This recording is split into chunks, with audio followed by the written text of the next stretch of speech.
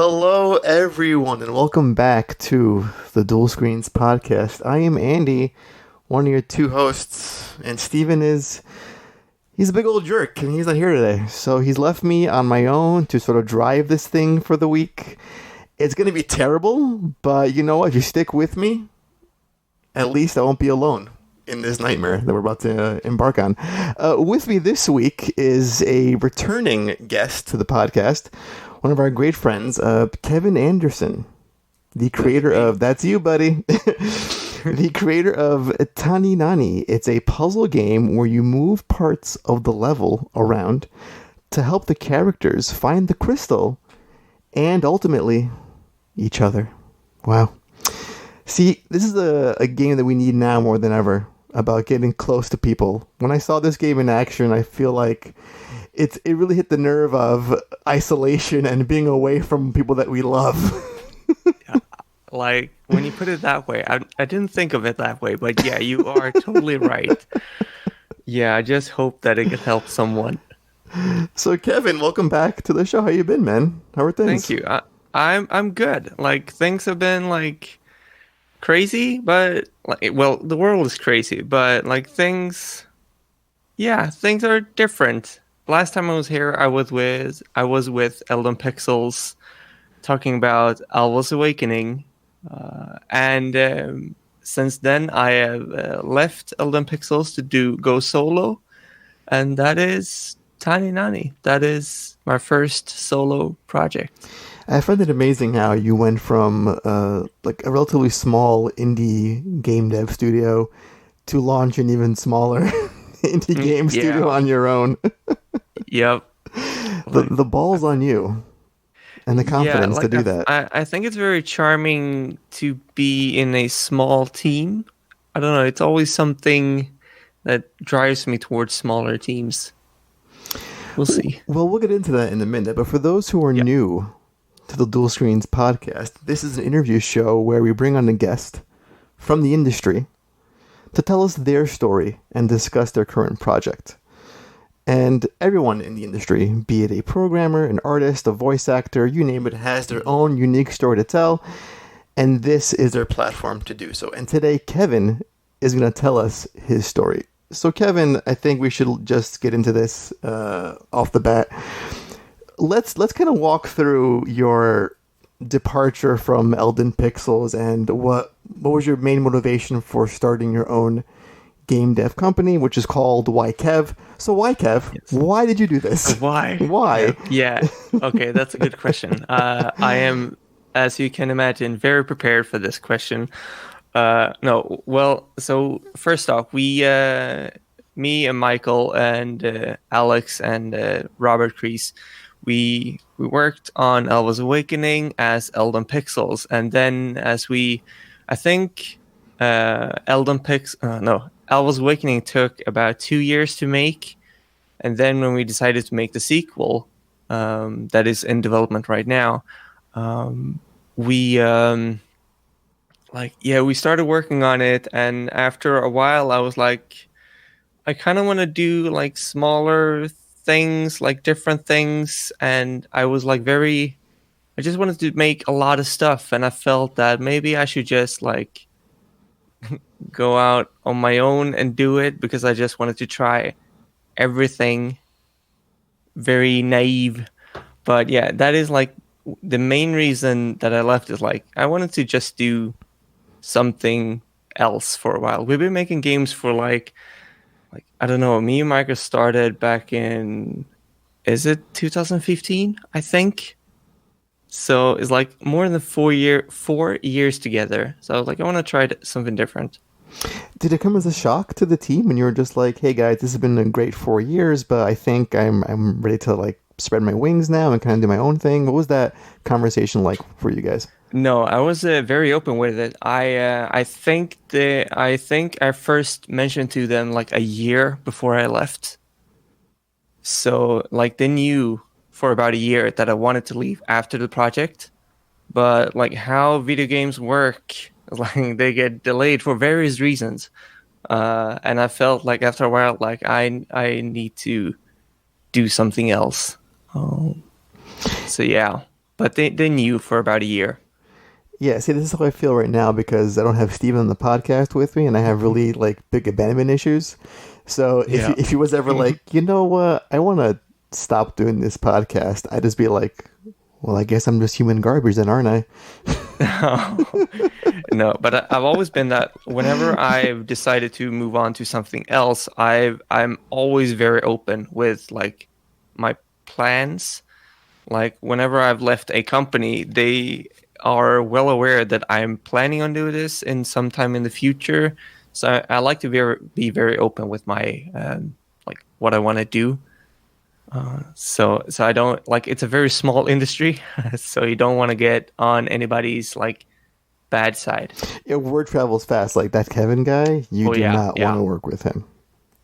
yep, exactly. So before we dive into your current project, are you still like involved in some way with the Alwa's Legacy, which is the sequel that they had on Kickstarter not too long ago? Yeah. Like as an oversight or just kind of like as a consulting position? Because that was Uh, your baby for a bit. oh yeah, yeah, yeah. Like I worked on the project for 18 months. I like set up the project, like the base of the code of everything. I was a programmer for the first game and the second game.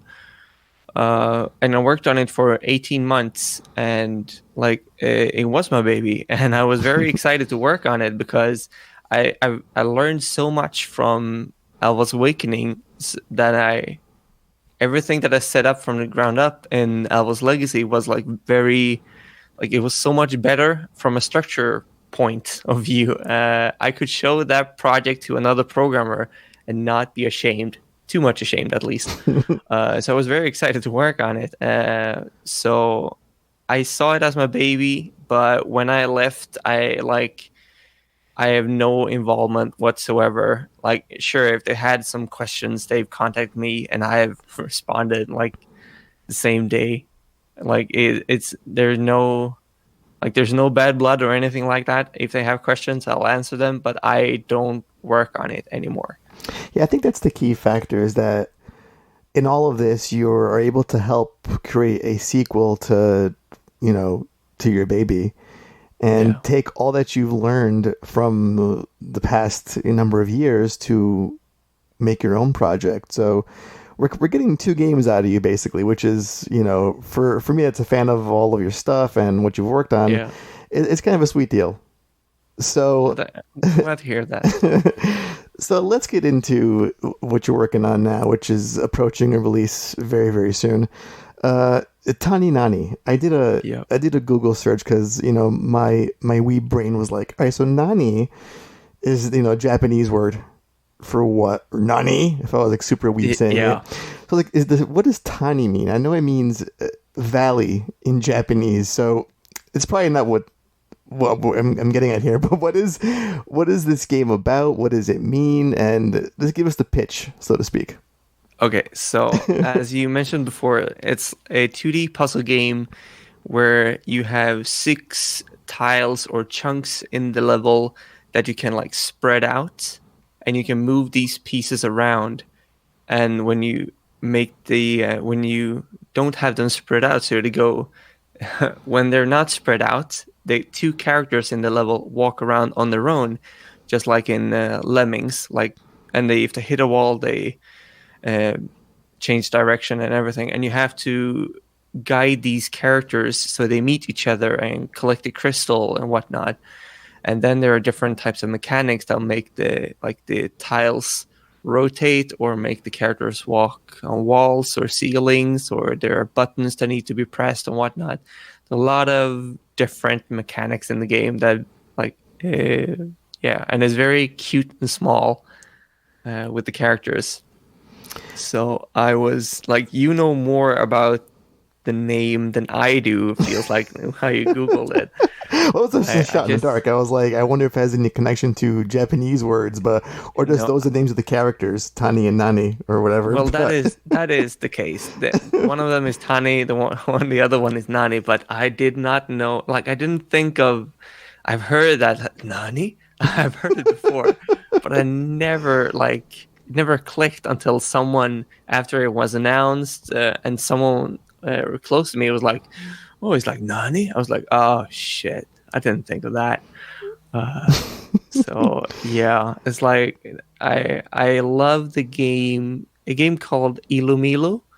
Okay, so it was like a play on that. Was that what you were going for? Yeah. When I was younger, oh, how old was I? I was like 14, 15. No, 15, 16. And a game called Ilumilu comes out on Xbox Live Arcade, and I loved it. It was amazing. And their studio was here in Sweden, like 20 minutes by train from where I went to school. So I was trying to get an internship there because I was such a fan of them. Sadly, I didn't get an internship. That's another story. But I played the game. I loved it, and I've always like looked at it because it's so cute. So when I started the game, I was like, I want to make Elo Milo about 2D and Lemmings, like games that I played as a kid. So, What yeah. what's that process like when you are creating a puzzle based game? Because we talk to a lot of developers about getting combat just right and action elements, but we don't have a lot of puzzle based games on this podcast. So what does that look like when you're sort of mapping out what a typical puzzle would look like in TaniNani? Yeah, well, the funny thing is like sometimes I don't know. I just I just try Mm-hmm. to like a good thing that I felt a good thing that I did that I've continued to do is like I made my own like level editor so I could quickly iterate on levels so that the thing that I did was that I played my levels a lot and I was like what I was trying to figure out what is fun to do and then I just try to iterate on that and playtest a lot on players or friends to figure out what they think is fun and what I think is fun. But I think what I always try to do is make sure that the player feels smart in a way. Right. So, on my perspective, I always feel like I'm just too dumb because whenever I solve a puzzle, I don't feel like I've done anything of note. I get a sense that I could never come up with that puzzle. Like I can't be that clever to come up with that. Oh, okay. Yeah. How do you have that balance between what you perceive to be like this sounds challenging. It'll take someone some amount of time to solve, but it won't frustrate them to where they'll want to quit the game, or if it's too simplistic in a sense. Like how do you get that Mm. right kind of like that sweet spot for making a Oh, puzzle? that is hard. That is very hard to get that balance because at first, like the game is divided in chapters, and each chapter has 12 levels, and there are, of course, like go from easy to medium to hard, whatever. And like at first, there were like 9 levels per chapter, but as I soon realized that some of the first testers that tried the game, they were very good. Like they solved the levels very easy, yada yada. And I was like, cool, I got the balance, sweet, first try, almost. And then after a while, a few testers were like, the difficulty curve goes, it's way too steep. So like it's I have no idea how to balance a puzzle game. Like you can't just shoot from the hip and be like, "Oh, it's balanced." But because you need to take into account like people are so different, like how they think and how they like sometimes I don't know if player solves the puzzle by just looking at the level and seeing what they need to do, or if they shoot from the hip and be like, "Oh, I kind of solved it. I know what to do from here." So it's very what I try to do is like slowly introduce new mechanics and in the beginning, like in the first 3 levels, I try to force you to be able to try the new mechanic so that you can't avoid it. So you have to see it like 1, 2, 3 times, be like, okay, this mechanic makes me walk on walls. Okay, I got it. Thank you, developer. And then hopefully I can slowly like have. So, okay, so the thing is like the first 3 levels is like, here you have to use this mechanic, like you can't avoid it. And the other 3 levels is like focused on this mechanic, like only in that one. So you need to use it in order to like complete level, and it's a little bit more difficult. And then later on, I can mix in older mechanics with this new one, and hopefully the player can like feel some sort of like they can feel comfortable because they've played with the previous mechanics and everything. I think, yeah, hopefully that is good balance. So when they beat these levels and they get to the next chapter, like I introduce a new mechanic, and those levels should be like easier. So the like I don't know how common it is. Well, some people know about it, like this curve of like difficulty or tension in a movie or story or whatever. Like it's almost the same when you like design levels, how it's going to be difficult, and then it's gonna like go down to a little bit easier, so the player feels like, okay, like it shouldn't feel like progressing in Dark Souls when playing a puzzle game. Right. So At it's least like not, it's like pacing it properly. Like give yeah, them yeah, just enough where they feel like they're doing a good job. Throw something yeah, that's a little bit above what they're used to, and they'll be yeah, stuck on for maybe more than what they expect. And then you kind of like drop the curve back down to like in between that more difficult one and then what the easier puzzles would look like. yeah. Give them just space to breathe and have fun. Right. It's like, with all this free time I have right now during this whole freaking crisis, I've been Yeah. playing like a lot of old games, like from the PS1 era. Oh, And sweet. going back, and I'm thinking, how did I solve some of these puzzles that when I was 12, 13 years old? Yeah. And some of them are very like esoteric, and I feel like, listen, these are in a game, someone put them in there, there's an answer. There has to be an answer. Like, why would a dick developer just put a puzzle with no real solution to it in the game? And again, that's where I fall back on my, I'm just not smart enough to figure this out. And then there's times where I will solve things on accident. I'm like, well, that gave me no satisfaction whatsoever. But how do you feel when you accidentally like complete a puzzle? I feel like I failed myself and the developer's intentions at that point. Like, Oh well. I shouldn't be playing your game. I don't deserve this. I don't deserve nice things. But what games were you playing on PS1? I was playing Silent Hill not too long ago, which had like, there's like in the first stage some piano puzzle that gives you a riddle. It talks about birds of different colors, white and black, doves and pelicans and ravens and crows. And there's a bloody piano in this music room. You have to hit the right keys in a certain order to solve it. And I was like, I had to sit there and take notes. And Oh wow. I don't think games even have that depth anymore. I mean, do you think developers perceive gamers as not being patient enough for that kind of a puzzle where they have to actually sit down, take some sort of notes, or you take a screenshot? Like, what's the current mindset you think of the modern gamer when it comes to Oh puzzles and yeah, games? yeah. Like I wouldn't dare to put one of those puzzles in the game like today. Not at all. I am afraid that the player. Or I'm afraid.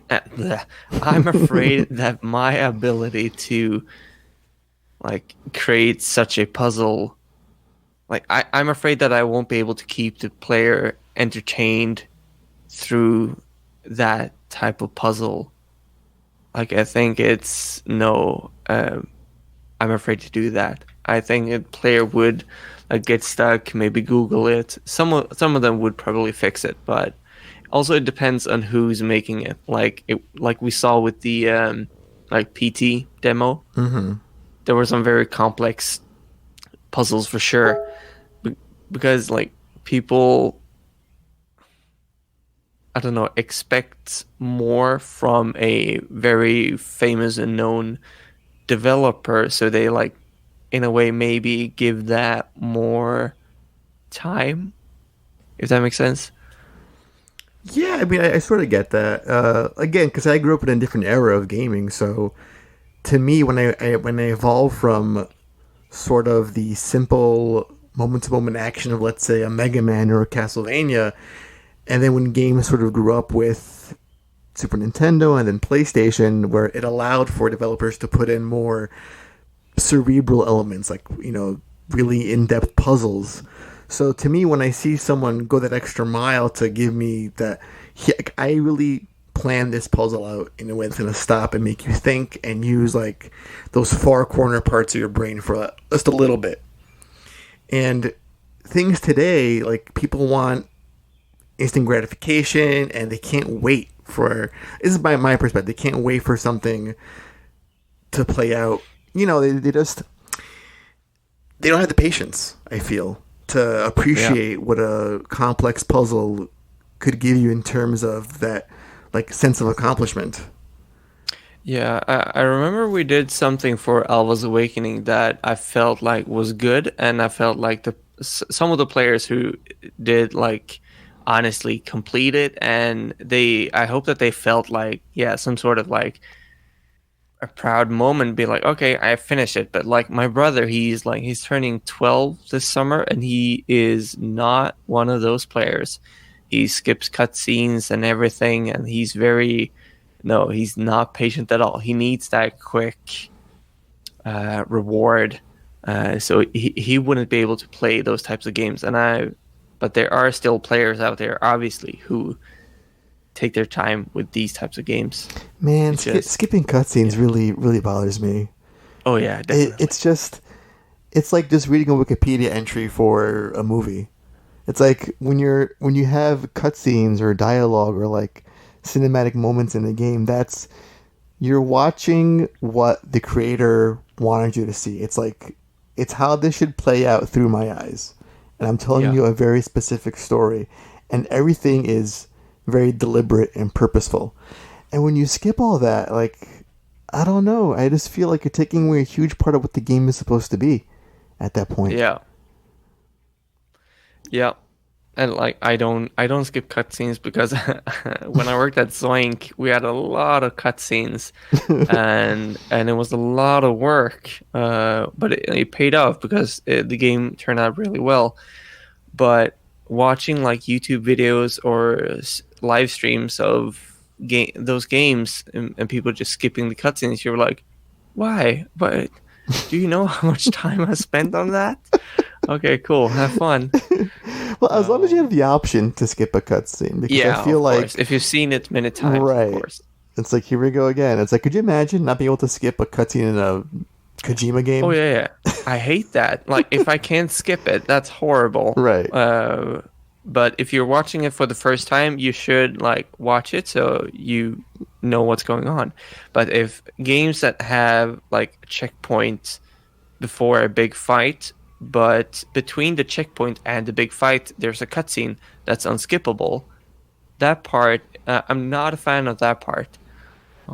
Because then if you are playing the game on very high difficulty and you die like 20 times, then you have to rewatch this cutscenes 20 times.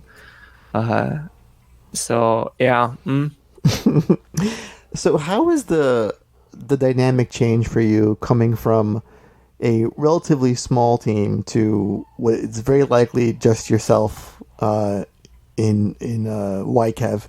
Like, how does the day-to-day look like for you when you're developing a project and it's essentially just you in your own head making these things? Do you find yourself second guessing design concepts? Like, if I had so and so here to bounce an idea off of, like, how has that changed for you as a solo developer? Yeah. Well, to set up the scenario of how it is, like when I was at Elden Pixels, like when we developed the sequel to Alva's Awakening, Alva's Legacy, we were doing that full time. but YKev, I'm not doing it full time. It's just like it's the company, like it's the name where I can release my games properly. Um, so I so I have a day job making games still, but YKev is outside of the day job, just to make that clear. But what I do as a solo developer is I live stream and bounce ideas of the viewers, but I also like hang out a lot more with like other friends in the industry who live in the same city, and we bounce off ideas. And I look at their project, they look at my project.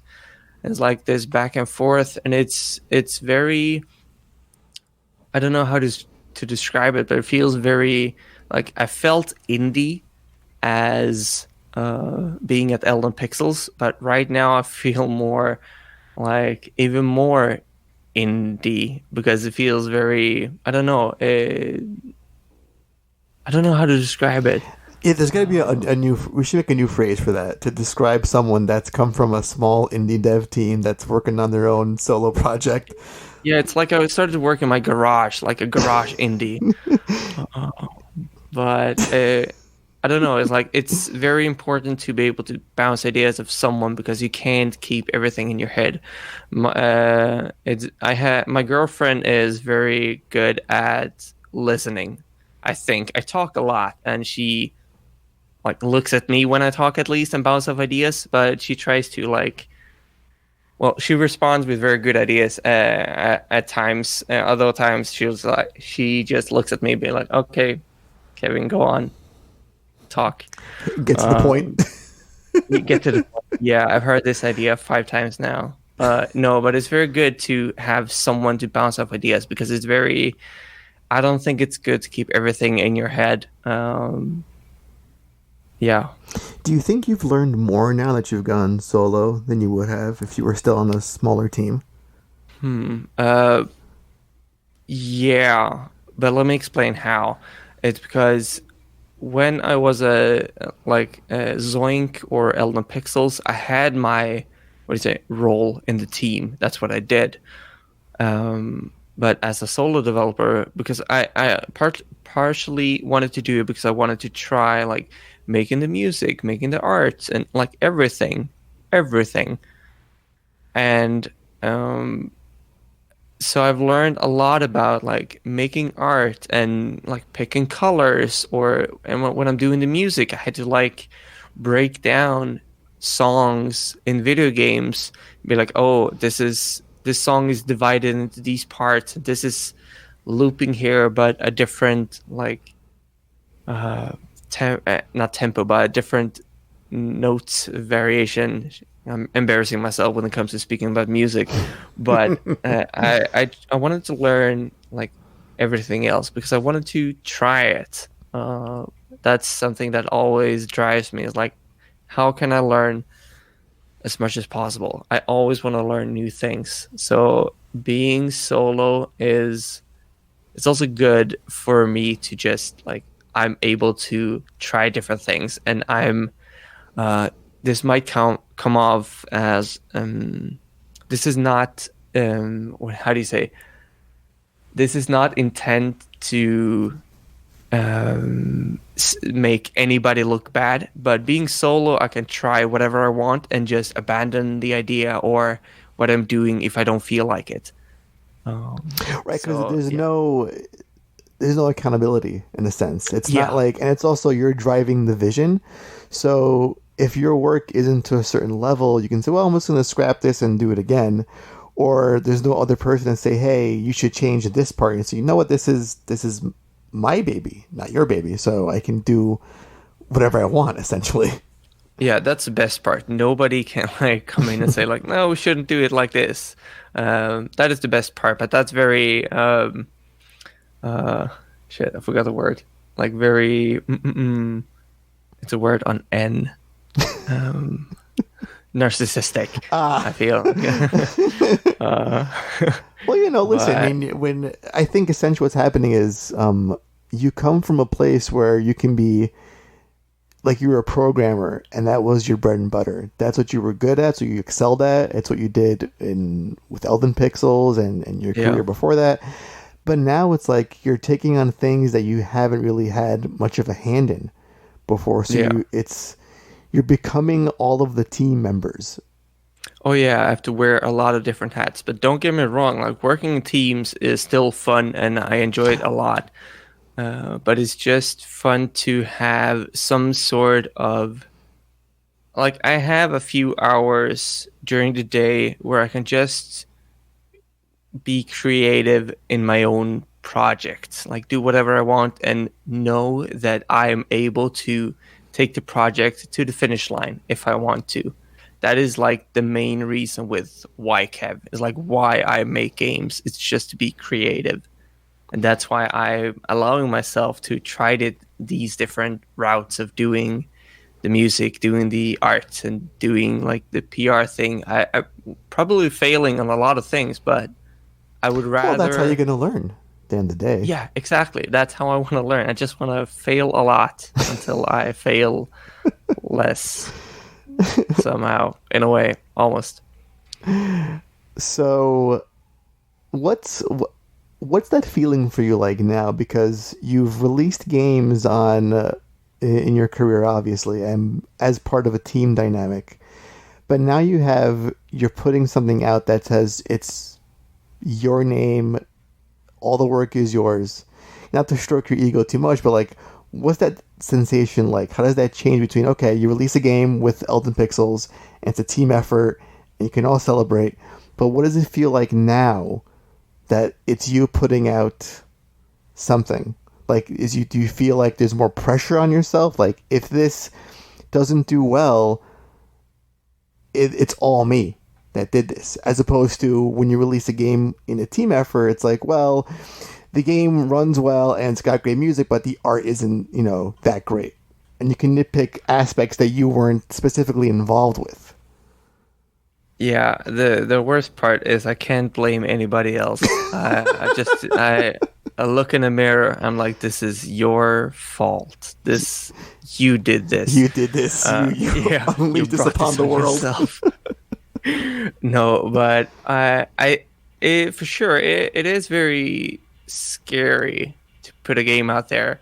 Like in a perfect world, you could release a game and like it would sell, but nobody would like talk about it. Like because it is scary to read what people think about what you've spent months and sometimes years on working on. But I think while at Zoink, and somehow even more, thanks to Michael, I learned a lot from Michael. And one of those things where like I sure I knew it before, like not to take myself too seriously, but together with Michael, I felt like whenever we got reviews that might have been a little bit negative, like me and Michael like took it like very good. Like okay, cool. They didn't like it. What didn't they like? And then we tried to fix it. So I learned a lot from Michael in that aspect of like taking criticism. Like I knew to take it before, but like as a developer reading someone talking about your game, but it is scary to release games for sure and seeing what people think. How much of that do you take to heart, though? Because, we've been around the block a few times. We play a lot of games in our lifetime. And I always find it striking when I come across a review for a game that was critically acclaimed and the review that I'm reading is highly negative.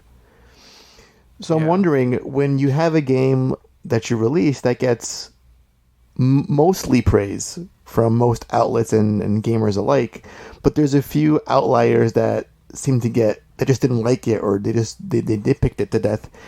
How much of that critique do you consider in your going forward, or do you just say, hey, you know what you're talking about, asshole? the game is fine. You're broken. Well, It's funny because you always hear that people say, "Oh, you only remember or see the negative parts," it is true. Like I remember after releasing TaniNani on iOS and Steam back in like the end of January, I remember like I was being on such a like the cloud. I was on the cloud. It was very emotional. Like I got positive reviews and people wrote to me how they liked the game, and then there were these articles that some of them didn't like the game as much for various reasons, or they didn't like parts of the game. Like those were the parts that I read, and for a few hours, after reading a few of them, I was like, man, I'm not making games anymore. I'm gonna stop. I'm gonna quit making games. And then like a few hours later, like someone asked if they could like interview me for the game, or some radio show wanted to review the game wherever, and like it's very like reading reviews and what people think about your game. Like the first 3 weeks or 2 weeks is gonna be like insane, like emotional roller coaster to the max, because you have to read what people think about the game. At the same time, you need to try to get as many people as possible to play your game and see your game, while the like like the machinery is rolling, like the hype train. And it's very bizarre, like reading like 10 positive things and you're like, maybe I did a good job. But then you read one negative thing, and that's the only thing that you're sticking to. Like, this person didn't like this part of my game.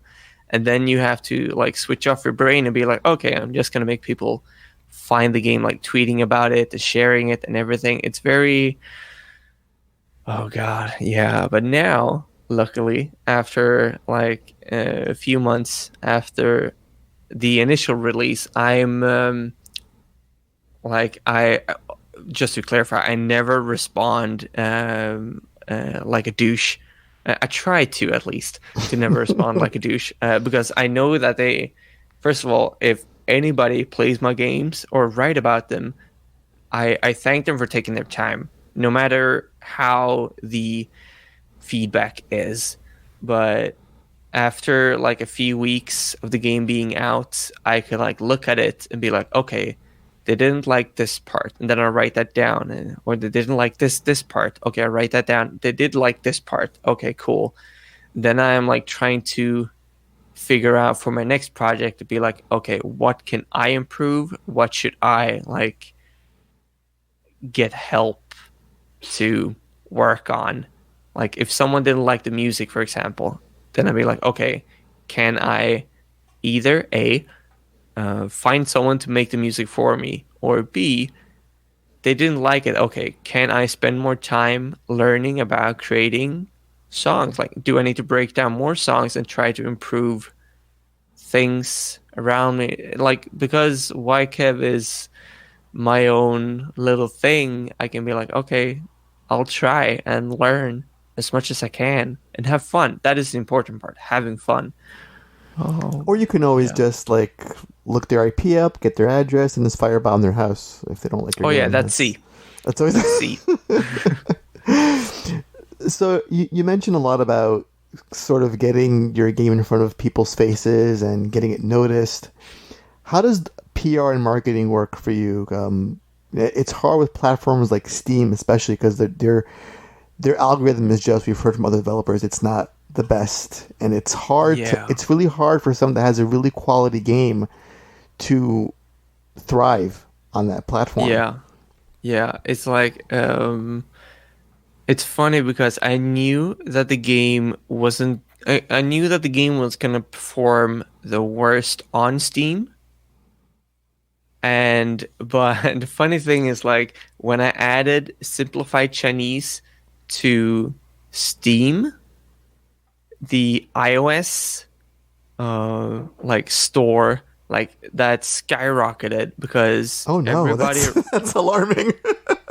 like the like I have the stats for I think after 1 month of the game being out, the um the game, like the total amount of sales, like 53% is from China. And everybody, I got a Wow. lot of like Google alerts from like Chinese sites and everything that wrote about the game after I put like simplified Chinese to the Steam store. But like those sales are mostly on iOS. I thought it was very fun, but it's very like you. There's a lot of people, or there's a few people out there who know what they're doing with PR and everything. Uh, I don't. I just try to like be genuine and let as many people know about the game as I can, like on streams and podcasts or Twitter or forums and everything. But it's scary because you need to. It's almost like making another project. Like you finish the game, but then you're gonna make people see the game and make sure that people are hyped about the game. And there's a lot of things that you can't control. Like working on a game, I can control a lot. I can be like, I need to take a break for a week, or I need to do whatever. But with the marketing, like you can't control what other games are releasing or what other platform holders are having, like a an event, or there's a like Gamescom or E3 or whatever comes up. Like you can sort of prepare for it, sure, but it's very different. Like Right. you And approach the PR marketing differently. right, and you can't even turn that off because when you're Oh making a no. game, you say, okay, like you said, I'll take a break, I'll come back to an hour or so. But once you're in the marketing phase, it's how hard can I hit every press outlet, social media, what conventions are happening, how soon can I book them? Yeah. It's a nonstop. It's like a gauntlet of just trying to get it out there in as many ways as possible, and that can be more challenging than actually making a game itself. Yeah. Like the with TaniNani, I remember back in what probably by the mid to end November, I think like the game were more or less finished. And then I like have had a lot of testers and made sure that the game was working like mid December. From the beginning of December, I barely touched the game. Like it was finished for like 6 weeks before it was released. So I had a lot of time to focus on the like marketing and building up the like hype and prepare for it. Because and also like Christmas was around or the holidays, so I couldn't release then. But and I didn't want to release it like after New Year's when everybody was playing their new games that they got during the holidays. So there's a lot of that to take into account as well. And then like I forgot that there was this Steam Lunar sale like the day I released the game. So like it never I think it appeared slightly on the like new and trending like for 20 minutes maybe, but the then all of the other games that sold very well during the sale appear there. Like it's a lot of things that you had to think about. And being solo, that is not easy. So for in this case, like now I try to review my own things. Like sure, people said this and that about the game, but my performance, like with the marketing, for example, be like, okay, for the next game, am I going to approach this differently? And should I contact a like PR firm or a publisher or whatever? So yeah, it's PR marketing is scary, but it's fun. It's still fun. But still scary. Oh yeah, definitely. So, given how I don't want to say troublesome, but just well, we'll say troublesome. How troublesome Steam can be with getting, the right amount of attention on a new game on the platform. Do you see more value in systems like Game Pass, for example, or the Epic Game Store, who really they seem to have a model where they are working hand in hand with the developer to give them the right tool set to get their game made and to make sure it thrives on their service and platform. Yeah. Yeah, I was just trying to figure out like what I haven't really thought too much about this, but I think I might be wrong. So don't quote me on this, but Let me take a timestamp to when to quote you. yeah. Yeah. I how many this is not any like not anything towards the game that has been on the Game Pass or like all of these other, but I think the majority of the games there are they have a publisher, right? So there aren't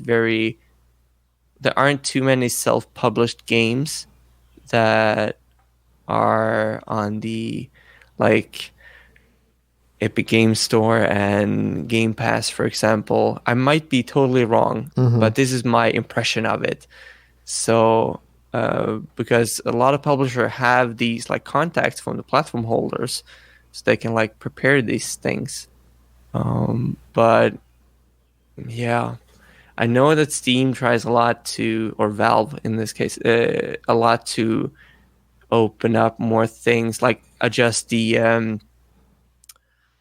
algorithm for developers so they can get more visibility and whatnot, and how people are trying to figure out the algorithm, like getting a lot of wish lists equals X amount of sales and whatnot. Yeah, that's the metric where they see if you can push the wish list. 'Cause I see a lot of devs pushing the wish list Yeah, hard on when they're promoting their game, or even, as it's about to come out. It's like, I think that's like the single value where Steam sees the most importance. Well, if this game is highly wish list, there's a yeah, demand for it, so we should promote it or push it because then we'll in turn make more off of sales when the game yeah, is finally released. But that's more, see, that's where the key difference between them and Epic Game Store, where they're more inclined to think we want to make as much money for ourselves as we can for the developer. So when your game succeeds, we succeed. And yeah, Steam, again, I'm not in the know. I'm not a developer. I don't know how these systems work. This is what I hear from other indie game devs. Steam is more inclined to feel, well, we're not going to have a super tight curation system on our platform. It's a free for all. Let all the games get on there, and whatever sells, we'll still make our cut either way, and we'll make a good bulk of that cut at the end of the day. yeah. Like this is the part of game development that I am not very good at. So for anybody Well, who listens, don't take my word for it, because I have no idea what I'm talking about when it well, comes to this part. I'm again, just, this is part of the learning process that we've talked so oh, much of course, about of for the course. last like 45 I would minutes or love so. to learn. So before we move on to our last segment of this amazing interview, and I've enjoyed every second of it, by the way, Glad to hear that's that. the rapid fire questions. I do want to ask you, as a solo dev who is now moved on and looking ahead, what excites you most about the next generation of gaming consoles? I mean, I know your games aren't the most high fidelity. They don't demand like Yeah. 4K or 120 FPS or 8K.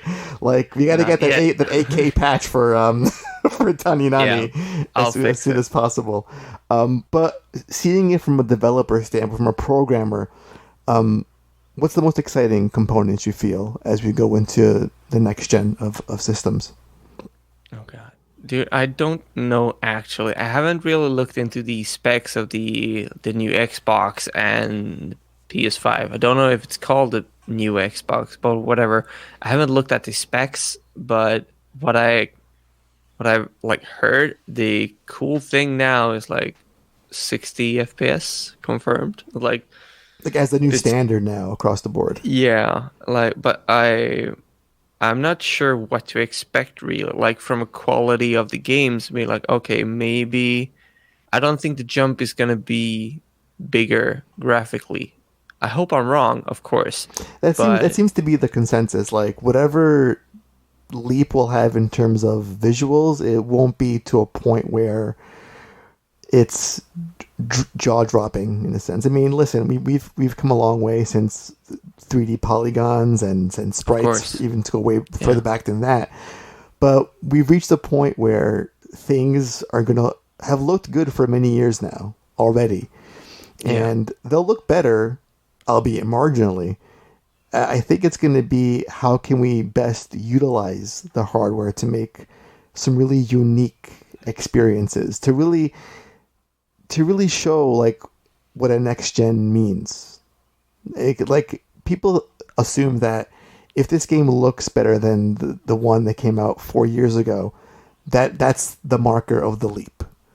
But if yeah. it's stale gameplay, you're not utilizing the hardware to its full potential, Oh. or it's the same old, then have we really evolved in that sense? Yeah, because like I look at a lot of games that comes out on like a PS4. I play a lot of on my PS4, and I'm like, okay, they're very cool with this technical, like animation, like dynamic animation system that does all these things, or these ragdoll are amazing, and maybe particles are very cool and whatnot. And then I'm like, I have no idea what to expect, like from the next generation. I mean, like what? It could be that I haven't looked into it too much, but I have no idea what to expect, like from games in the future, like in a few years that like we can't have now. Right, but you did see that awesome PS5 logo. I mean, you must have seen that. Yeah, sure. I was impressed. What do you think about the new controller, Oh the my god, I PS5? was just about to ask you that. I want to make love to that thing. That I think it looks thing, cool. that thing. This when you look at it, it screams a a natural evolution for a gaming controller. It's very sleek looking. It's when you break down the features, it's very forward thinking. Because they're trying to make a more immersive experience that you really Yeah. can't that you can't get from raw power. I mean, again, we can go back to this element where you can have the best system with the most horsepower. It can do amazing things graphically, but how does it push the medium to the next level? That's what we're trying to Yeah. get. And I think that controller really it was designed specifically for developers to unlock that part of their minds and their to really put in elements that would push gaming to a place that we never thought possible. The only thing that I think about when I watch it is like, okay, they were clever here, because like the picture that they posted, the controller was almost like all white, right? Mm-hmm. And that makes it easy to customize the controller for you as a Photoshop master or whatever, which is like the thing that's been happening. People been posting their custom controller skin or whatever, and I think this was a part of the plan to make the image of the controller spread, because I haven't seen the Xbox controller, the new Xbox. I don't know if they've shown it Well, or if they there's have shown it, so that speaks volumes as to the marketing strategy that they're putting forth. It's like they're yeah. creating this incredible buzz. I mean, I don't want to linger on Sony and PS5 for too long, but No, no, of course. there's I there's I there's think there was a plan right to, there's yeah, value in staying silent and just letting your competition sort of bog up the headlines. And here's a bunch of stats and hardware specs, and here's a complete console teardown. Here's what it looks like. Here's the controller, and when you play this little blue balls strategy that Sony's doing, it's people are so starved for anything that when you release a controller image with us just and even then when you release the image and some specs and what it can do, it's still not a full reveal because there's some features that weren't delved into enough. And yeah, we didn't see the back of the controller. So what else are you hiding in just the controller? And it gets people talking. And I think, again, to your point, when you have a white color scheme And I've seen it. Like, here's a legacy version take on the controller. Here's an Yeah. all black version, and it gets people excited. Yep. And that's who you should hire to market to market your games going forward. Yeah. Speaking about that, my games. Yes. I Before we always move- forget when I go on podcasts to. I went on a podcast a while back and I completely forgot to talk about my game. I just sat for an hour and talked. Then we were like, okay, bye. Okay, bye. And then like the day after, I was like, I never spoke about TaniNani. It's like I talked about my favorite kinds of soup and Yeah, what the weather is like and my last Sounds like me. relationship Yep. and me crying in the shower into a sock. that's a classic. But one. I didn't talk about my game. Well, we talked about your game a lot on this podcast, which is great. Yeah, we did. So let's go a little bit deeper. When is the game coming out? I know it's currently out on Steam at the moment, but it's a console Steam release. and iOS. Yes, its console release is fast approaching. Yes, so it's coming to Nintendo Switch on April 22nd. And it's gonna cost $5. See, it feels like a sale price. Oh, you think? Yeah. You're not sure of the price tag yet. Is that like the Nintendo upsale that they do? I've made this mistake before where I input the price and then someone writes, oh, there's a different price on the game. I'm like, no, there isn't. It's the same price. But yeah, I don't know how much I can go into it, but sometimes it could be confusing when you input the price that you want for the game. But Nintendo are very good at that, so it should be correct. $5 is what I'm aiming for. Yeah, I feel it's like the perfect kind of game also for the Switch because it has that just one more level kind of. Yeah, and it's very easy to pick up. Right, and it has that addictive nature of puzzle games where when you're on the go, it's like, okay, well, I'm going to work. Well, not now, obviously, but when I do go back to work, I can play this game on the subway ride, on my commute, and I can't be. I'm not gonna regret putting it away because there's no huge story arc or gripping plot elements that are gonna keep me like. Crap! I should just ride the train for 10 more stops and let this cutscene play out. Nope, I can just play this game in the strides and small bursts and enjoy it for what it is. And it's a toilet game. It is. Pick it up. Oh, that's the quote for the show. Just say it. It's a toilet game. See, you are your own worst enemy and also the best. Oh yeah, and the best marketer. Just say it's a toilet game. It's a toilet game. Like, I've played it as a toilet game. I have a colleague who is not a fan of puzzle games, but he was the first tester to complete the game fully. He 100%ed the game, and he was like, I love it. It's easy. Like, while I'm on the couch and relaxing, I pick it up and play a few levels and then put it down. I'm like, good. It's not meant to be... Like, you're not supposed to sit for several hours and play the game. You're going to pick it up a few times and play it in bursts. And when I look at the statistics of on iOS and everything, I see that people pick up the game like several times throughout like their span of having the game installed. So I think it works. Like, you buy the game, you play it from time to time when you like on the toilet or on the bus or whatever, right? Or on the couch. See, now I was ready to crown your game as one of the best puzzle games of 2020, but I think just saying it's the best toilet game of the decade is just it sounds better. Rolls off the tongue. I had that joke planned. Like, some people have said that it was the best puzzle game in 2020, like released so far. But I didn't dare to say it. I couldn't do it.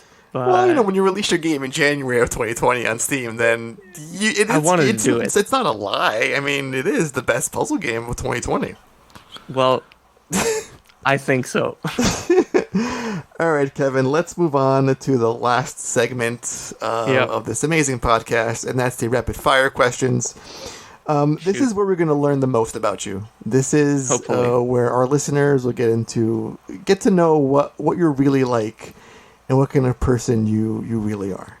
So, I'm sorry. Oh, I say exactly.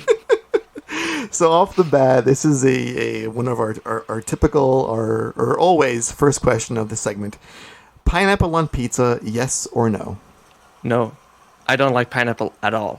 Ooh, Sorry, wow. I'm a horrible human being. No, you're not. But See, we're in the same camp. We're in the same camp. oh, sweet. All right. Would you rather have the power of flight or the power of invisibility? Okay, I want to fly, but I'm afraid of heights. But I'm going with flying. Okay, so a follow-up to that. Where would you go with that ability? Oh God. Oh, out in the wilderness, just being alone, just relaxing by a lake. Ooh, I want to fly to a lake in the woods, just relax. And just wait for a hockey masked killer to just slit your throat. Obviously, At some point. obviously.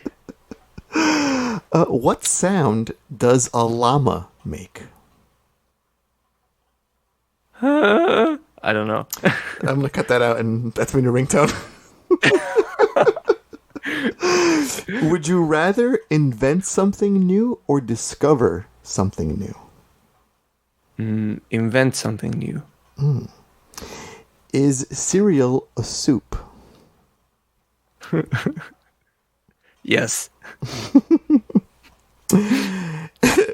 Give me a non-inspirational quote.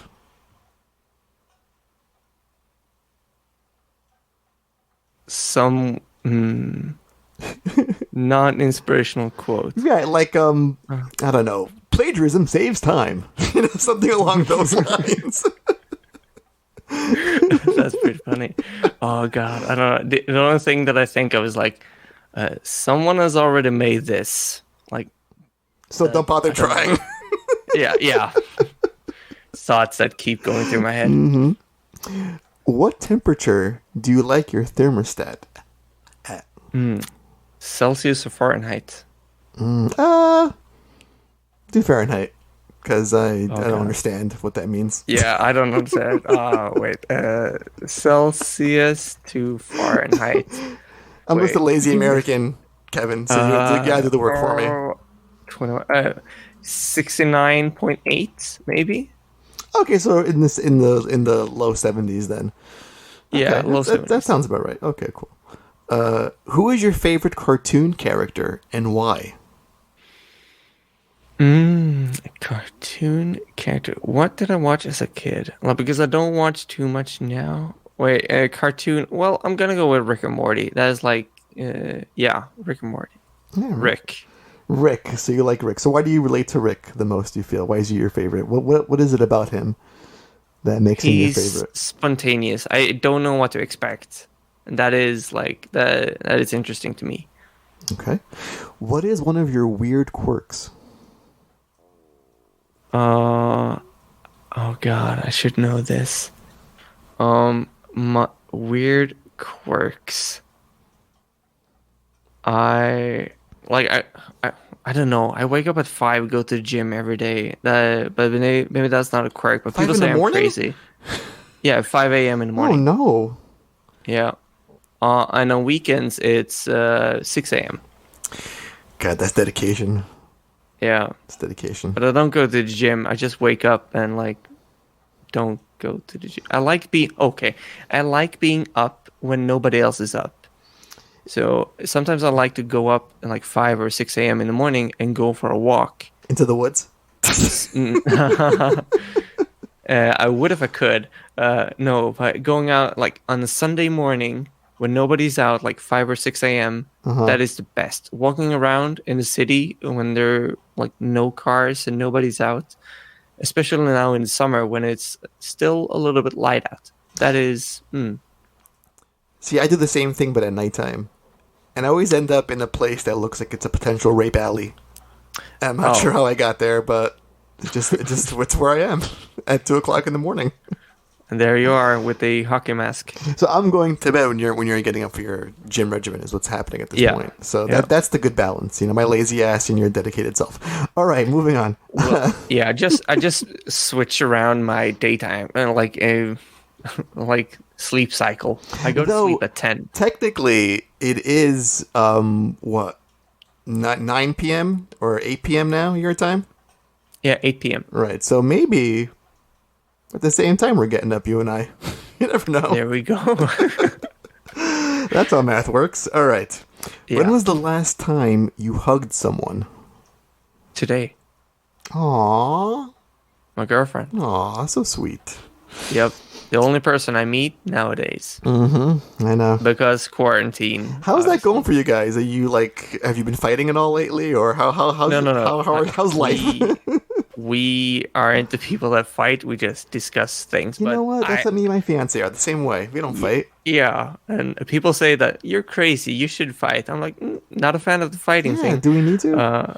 No, but handling this quarantine thing, we're not officially under quarantine in Sweden, but like we're recommended to stay inside, and I've been going up and down to be honest, but I had a few days where I was like very down and felt very depressed, but it helped to talk about it, talking with friends about it, and jumping on Discord and having video calls and talking to them like about their day, what they're doing.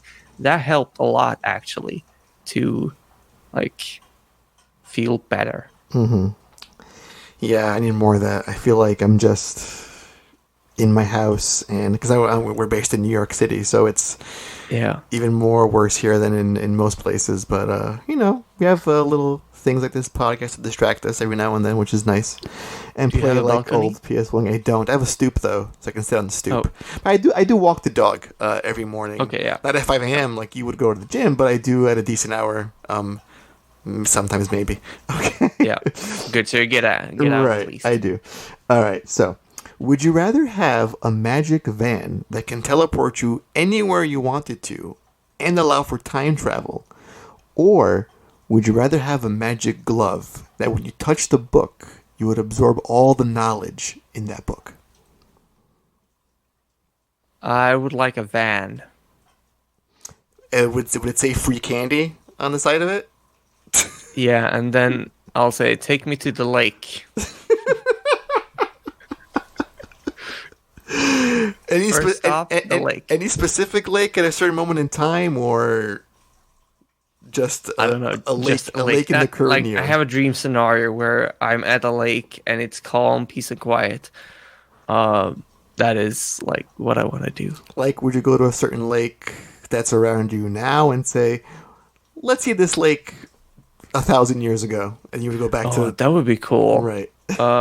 Well, I always want to know what it's really like 600 years ago. What was it like? But I'm afraid that I would get killed because I don't know. I'm in the way of someone or say something stupid. That is my thing. I say a lot of stupid things. So I would probably get killed. So I would stay in the van that says free candy in the medieval times. I love it. In medieval times. This might be a loaded question, so you can take your time. Let's try. This is hardly for rapid fire, but fuck it, I'm just gonna wing it. Yeah. What's next for you? Oh, glad that you asked that. Okay, I'm gonna jump right on it because I love talking about myself. It's my favorite subject. Mine right too. Right after TaniNani, I jumped on a big project. I was like, this is my magnum opus. I've had this idea in my head for 5 years, and I tracked my time, and I worked 100 hours on it. And then I was like, this is not that fun. It takes a lot of time to get all of the systems up and running in order to feel the game, be like, is this fun? So I abandoned my magnum opus to make something small and stupid. And as I live stream, I did it during a live stream in 3 hours. And then I posted a GIF and went to bed. And that GIF blew up according to my numbers, or compared to my numbers. So I was like, okay, so this is the game that I was going to do now. Like the game that was going to like relieve some stress is now my biggest tweet ever. So I have that, and I've started working with my friend Mort. His name is Mort, but his internet name is Mort. So I am doing multiple projects right now. Oh, and man. just like when the time balancing comes, it. you come back on the show with your buddy Mort. This is Yeah. gonna happen. That's what we're doing Yep. here. All right, and then finally, this is the most important question of the podcast, of this segment, rather. Probably gonna fail it. No, you won't. I think there's only one answer, but you may surprise me. You may surprise me in this. Like, oh, sorry, I was too quick. So here we go. Yeah, that's my Yep. problem too. I'm way too quick. The last question, Kevin, is Yes. Andy or Steven? Andy. Oh, you're taking way too long, but you got it right. So I was gonna say, that would have been grounds to slit my wrists if the person I spoke to for the last like, hour Steven and isn't change. here. Right, but Steven that's isn't here. I was wondering, he could probably shock me and just make me jump off a building or run into the woods and hope I get murdered. Yep. No, you're my favorites. Oh, go on. Screw you, Steve. Go home. I think you are home. You've gave me a lot of quotes to pick from in this last hour between toilet You're games and telling Steven to go screw himself. It's gonna be Yeah. hard. It's challenging for me to You find the could right one. Cut out my lines and make a soundboard if you want for the future. Oh, I definitely will. I'll get one of our fans to do that for us. Yeah. That's a call to action for those who are listening. All right, and that's about the end. This is the end of the Dual Screens podcast. Thank you so much for listening. Kevin, you were an absolute blast, man. Thank you for coming on the show again and just telling us all about yourself and TaniNani, which is out again April 22nd on Switch, but out now on Steam and iOS as well. It was my pleasure for being here. So once again, this show posts each and every Thursday on your podcast service of choice, including iHeartRadio and Spotify. And you can find all of our content on Podbean, YouTube, and of course, our home base, dualscreens.com. When we aren't interviewing awesome devs like Kevin here, Steven and I host a podcast called the Dual Screens Gamescast. That's where we pit the biggest headline news of the week, and we pick the winners and losers of the week. And that posts on the same channel right here each Monday. And then there's also our seasonal content. This is it's ending this Friday, our first seasonal content. That's Andy Explains It All. That's where I, the resident smartest idiot, explained something to Steven, our dumbest idiot. And it's been a great few episodes, and this last one should be a great one too. And that posts, again, on the same channel here each and every other Friday. So if you subscribe to Apple Podcasts, please leave us a review on that. It helps us out tremendously. And of course, you can always support with your hard-earned money and dollars on patreon.com/NDS podcast, just like our Patreon producer, Colton the Apprentice Nestler. It's some trying times for folks. It's not easy being in this pandemic and this crisis, but we want, if you can, at least to share the podcast with your friends and your loved ones who are just at home right now and want a fun thing to listen to. Just tell them, hey, you got a great podcast with some indie dev guests, and just check it out. All right. For social media, you can follow us on Twitter at NDS Podcast. I am at PantsGuy. Steven is at BadChild27. And where can they find you, Kevin?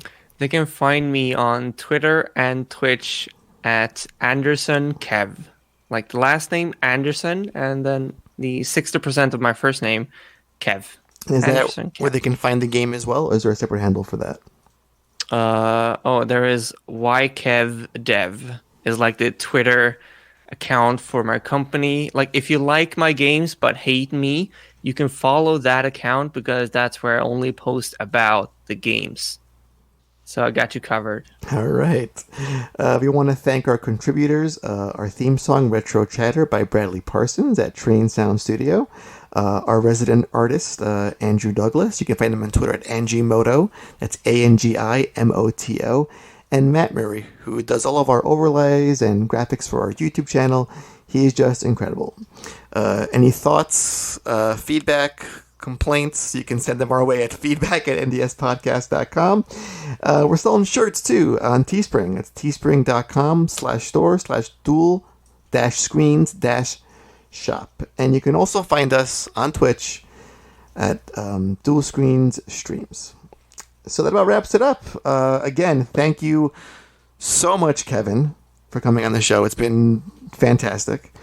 Thank you. It was great. And at this point, we hear Steven give his famous closing line where he tells everyone to please be excellent to one another.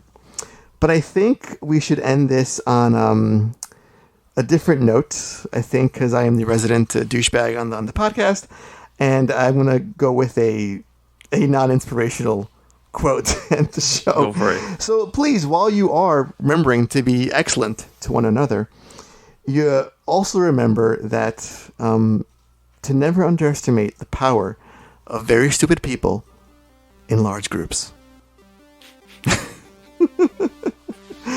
All right, guys, be safe. Until next time.